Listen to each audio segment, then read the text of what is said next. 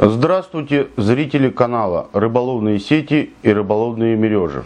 Сегодня мы рассмотрим пример, как правильно набираются ячеи сети полотна. Любого сети полотна, будь это капрон, будь это леска, будь это дель для мереж.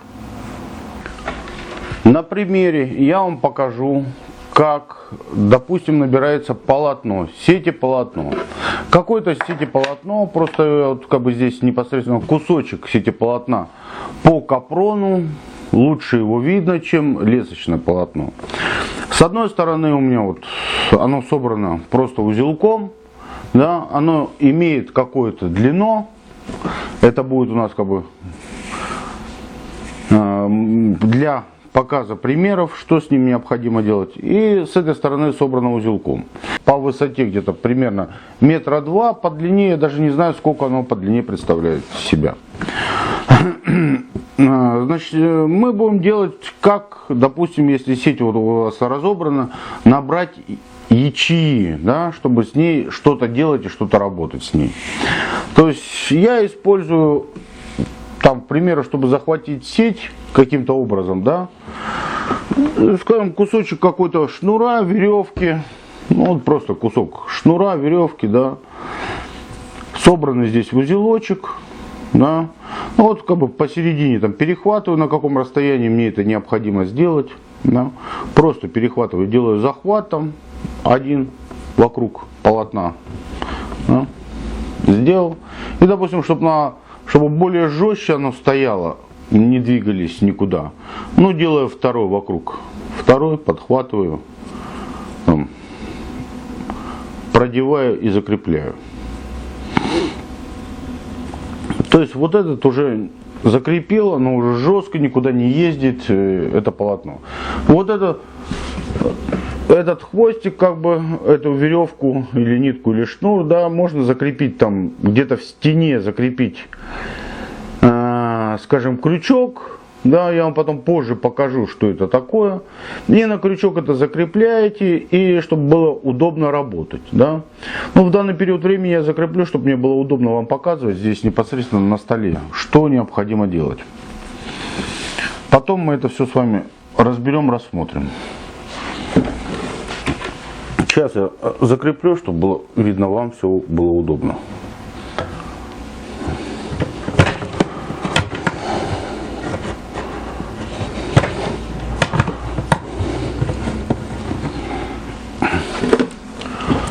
Вот, значит, непосредственно беру один из, тут как бы длинный, да, не видно будет, я его отпускаю. Просто вот второй. Да, здесь у меня узелок, собранные ячеи. Их просто как бы развязываю этот узелок.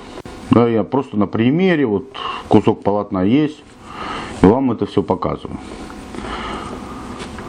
Развязал узел. Тут идут как бы ячи, петли нижнего ряда. Необходимо найти, да, здесь, это края по высоте, края этого сетевого полотна. Сейчас мы их найдем, эти края. Они, как правило, если вы смотрели предыдущие ролики, они все равно обрезанные и все равно имеют узелки. Вот я быстро их нашел. Они все равно обрезанные, все равно имеют узелки по краю. Любое сетеполотно, что лесковое, что капроновое, имеет вот такие узелки по краю. По самому краю срезу. От них никуда как бы не деться. Они есть и будут. Так, немножко тут не видно. Сейчас я расположу вам, да, чтобы было вам видно.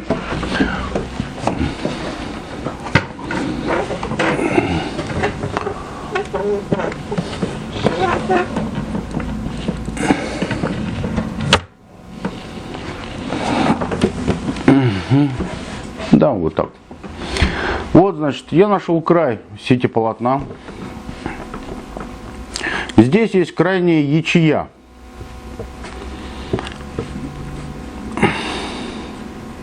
Вот, расположена крайняя ячея. Извиняюсь, упала.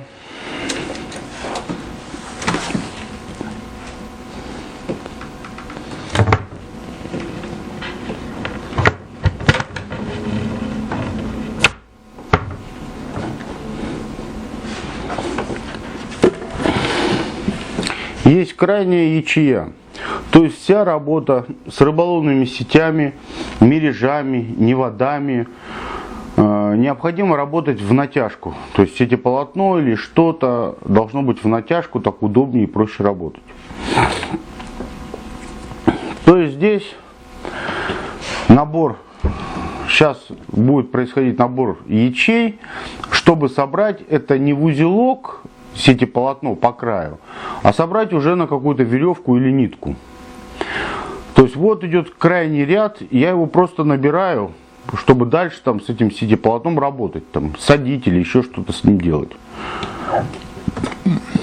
Вот по 2 ячеи, допустим, я набираю его. 2 ячеи, продеваю сразу челнок через 2 ячеи по крайнему ряду. 2 ячеи продел, 2 ячеи, 2 ячеи, 2 ячеи,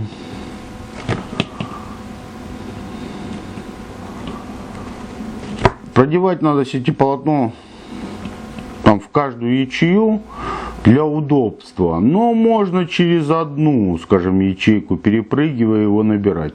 Но лучше, конечно, набрать сетеполотно, если пускай даже оно очень длинное, лучше его набрать в каждую ячею. Вот таким образом оно набирается. И то есть нам необходимо с вами набрать, скажем, полностью все сетеполотно. Вот он был там кусочек, довольно-таки немаленький кусочек, скажем так. Ну, все мы его набирать не будем, просто наберем, я вам показываю, как это набирается для, скажем, дальнейших действий. Чтобы показать, что дальше. А так, как бы набирается сетеполотно, независимо. То есть, допустим, есть у вас сетеполотно там 6 метров по высоте, а вам его необходимо сделать по 3 метра, да? То есть вы его разрезали, а потом надо набрать 2 по 3 метра высотой, чтобы подготовить 2 сетки по 3 метра высотой. То есть вам его все равно необходимо набрать. Вот так это правильно набирается, чтобы для дальнейшей работы не запутаться, ничего с нею дальше работать. Ну вот как бы мы набрали несколько ячей, да, я вам показал принцип набора этих ячей на сетеполотне. То есть вот мы набрали. Продеваю также вот через эти ячи игличку, да. Вам, скажем, обрезаю эту нитку.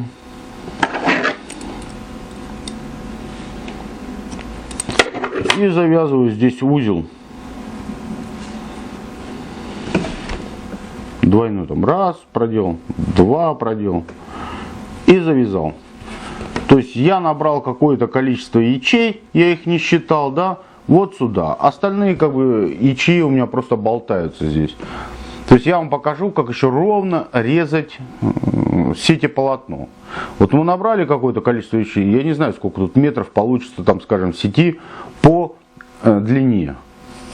А мы просто урок покажу, как ровно это обрезать, чтобы не ошибиться. Планомерно разрезать сетеполотно по высоте. Спасибо за внимание.